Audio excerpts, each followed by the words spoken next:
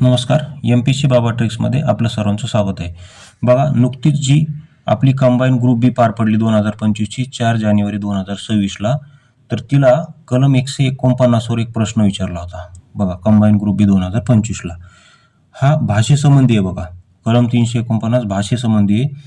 तर इथे भरपूर विद्यार्थी चुकलेले आहेत, कारण या अगोदर भाषेवर आयोगाने प्रश्न कसा विचारलेला आहे, कोणत्या घटनादुरुस्तीने कोणती भाषा ऍड केली, जसे की सिंधी, मणिपुरी, कोकणी असं जास्त विचारलेलं आहे, आर्टिकल्सवर विचारलेलं नाही.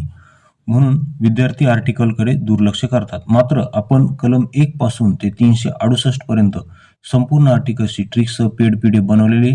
आपली ही जी पेड पीडीएफ घेतली होती, ज्यांनी घेतली होती त्यांना हा फायदा झालेला आहे. तर बघा आपण, आणि जर तुम्हालाही संपूर्ण आर्टिकल्सची ट्रिक्स जर पेड पीडीएफ हवी असेल तर तुम्ही या नंबरवर संपर्क करू शकता.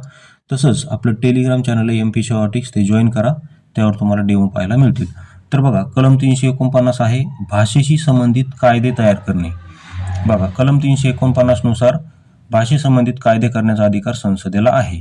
आणि हे जे आहे सुप्रीम कोर्ट, हायकोर्ट हे 348 मध्ये येतं. आणि मातृभाषेतून प्राथमिक शिक्षण हे 350A आहे. आणि हिंदी भाषेचा विकास हे 351 आहे.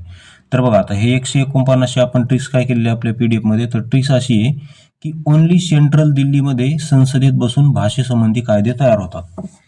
भाषेसंबंधी जे काही कायदे तयार होतात ते कुठे होतात, तर ओन्ली सेंट्रल दिल्लीमध्ये संसदेत होतात. कारण भाषेसंबंधी कायदे तयार करण्याचा अधिकार राज्यांना नाही, फक्त संसदेला आहे. आणि मग संसद कुठे आहे, मग तर दिल्लीमध्ये आहे. सेंट्रल दिल्ली असं आपण म्हणू. मग सेंट्रल दिल्ली असं का म्हणलं, कारण सेंट्रलचा C ABCD नुसार 3 नंबरला येतो, दिल्लीचा D ABCD नुसार 4 नंबरला येतो, आणि त्यानंतर I ABCD नुसार 9 नंबरला येतो. तर अशा प्रकारे 3, 4 आणि 9 टोटल किती झाले, मग 349. म्हणून कलम 349 आहे भाषेसंबंधित कायदे करण्याचा अधिकार संसदेला आहे. ओके, तर अशा प्रकारे आपले ट्रिक्स आहेत. संपूर्ण जेवढे काही ह्या कंबाईन ग्रुप बीला जेवढे काही आर्टिकल्सवर प्रश्न विचारले त्याच्या संपूर्ण ट्रिक्स आपल्या PDF मधून आलेल्या आहेत.